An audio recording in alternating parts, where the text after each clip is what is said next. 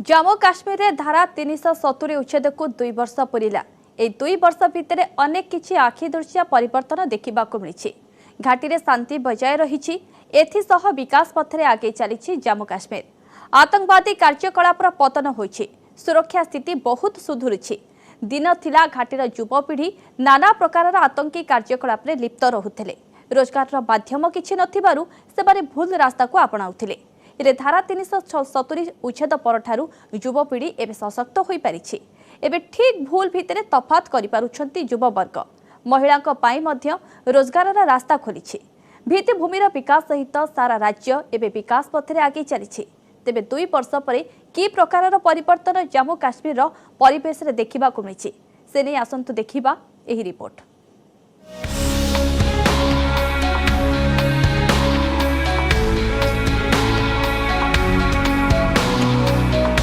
एक नुआ कश्मीर, आशा शांति और विकासर कश्मीर, जहां गढ़िबा पई 2019 अगस्त 5 तारिख रे प्रतिश्रुति दिया जाइथिला।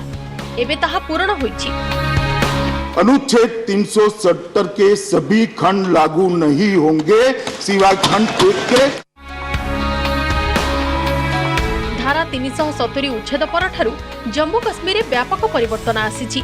तेबे कोन सब परिवर्तन होइछि ताहा जानिबा पूर्वरु आसंतु आगे जानि नेबा धारा 370 कोन थिला एवं एहाको काहेकि उच्छेद करागला।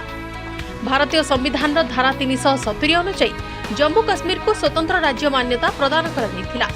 देशर अन्य समस्त राज्य ठारू भिन्न थिला जम्मू काश्मीर, कारण एई धारा बଳରେ स्वतंत्र राज्य मान्यता सह निज स्वतंत्र संविधान, स्वतंत्र पताका एवं राज्य संपर्क रे निष्पत्ति नेबार अधिकार सेठाकार प्रशासन हातरे थिला।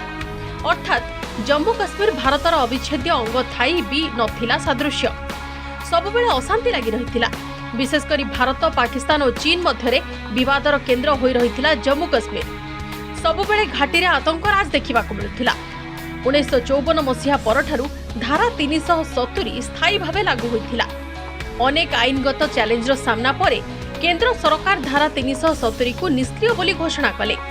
अगस्त 5 तारिख 2019 रे राष्ट्रपति मोहर बाजिबा परे जम्मू काश्मीर स्वतंत्र राज्य मान्यता हराइबा सह सबुदिन पई उच्छेद होइगला धारा 370।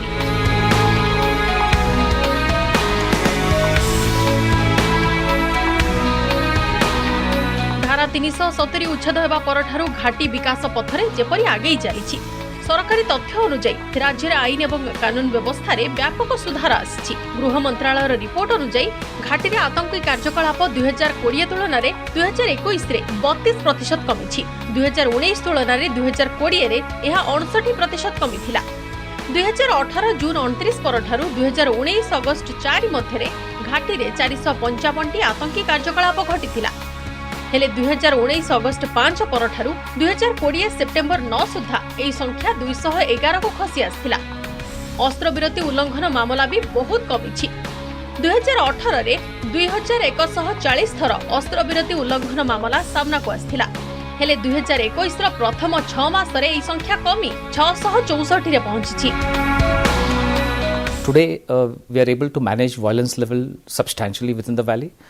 The number of terrorists in the valley are probably the lowest in the last 1 decade, and we would like to keep it that way so that the people in the valley are able to have some respite. You are aware that we had the COVID situation in the last 1 year. It had its impact on tourism, it had its impact on educational sector, and now if we are able to ensure lower levels of violence, I think it will all bode well for the people of Valley. Most of the narcotics consignments, some of which came via drone also, have been seized by us, captured by us. Big chains have been broken which were involved in smuggling narcotics and then converting it into cash and sending it back to Kashmir. I think our action has been quite satisfactory on that front. But we would certainly like to do more on that count so that we are able to block that money supply to the people who have been trying to run this militancy machine in Jinke. We've been able to take care of it. Jammu Kashmir रे आईन व्यवस्था रे सुधार आसीबा जोगु घाटी रे internet सेवा स्वाभाविक होईछि। पिलांको पाठ पढ़ारे आ बाधा सृष्टि हो नाही। सेपरि धारा 370 उच्छेद परठारु आईन व्यवस्था बिगिड़िबा आशंका रे नजरबंदी होई रहितिबा राजनेतांको मुक्त करा जाईछि। जम्मू कश्मीर राजनेतांक सह प्रधानमंत्री नरेंद्र मोदी साक्षात घाटी रे स्थिति सुधुरिबार सबुठारु बड़ प्रमाण। केंद्र सरकार पदक्षेप को जम्मू कश्मीर बासिंदा समेत राजनेता भी स्वागत करुछंती। हेले एबे भी किछि राजनेता जेपरि मेहबूबा मुफ्ती, ओमार अब्दुल्ला समेत अन्य गुपकार मेंटर सदस्य माने याको ग्रहण करि पारुनांती। गुपकार मेंट एबे भी धारा 370 उच्छेद को अपमानजनक बोली कहूछि।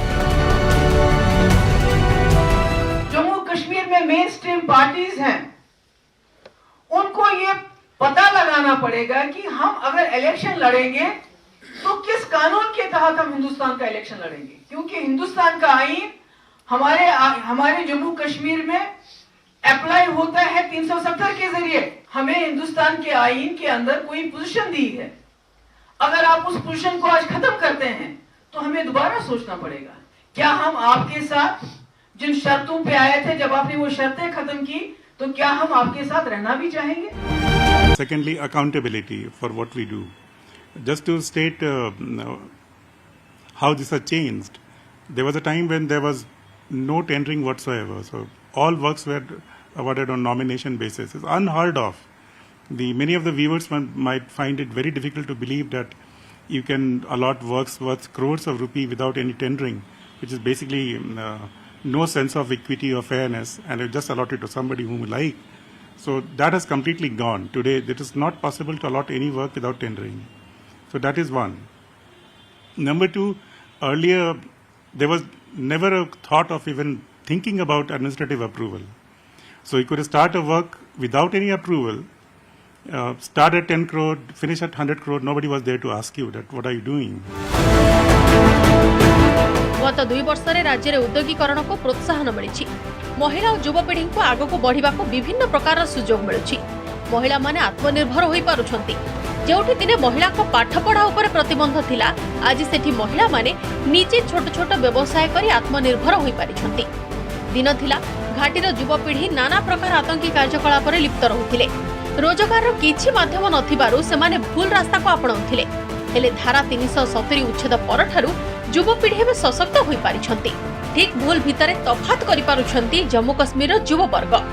जो माने दिने सेना उपर को पत्थर पकाउथिले, आज सेमाने निजे सेना रे भर्ती हेबा पई इच्छा प्रकाश करुछंती।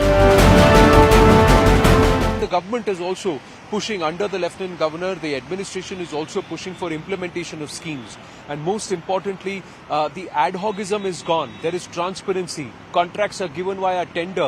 And anybody and everybody who wants to become an entrepreneur, who wants an opportunity, especially with women, youth as part of Mission Youth, all these programs are transparent. Anybody can access, anybody can get in touch, and you make a valid application, you get the chance to go ahead and prove yourself. Jammu Kashmir रे धारा 370 उच्छेद परठारु जो सब परिवर्तन आसीछि ताहा base आत्मसंतोष प्रदान करुछि। आगकू भी एही धारा जारी रहिबो बोली आशा रहिछि। Bureau report, news 8 media.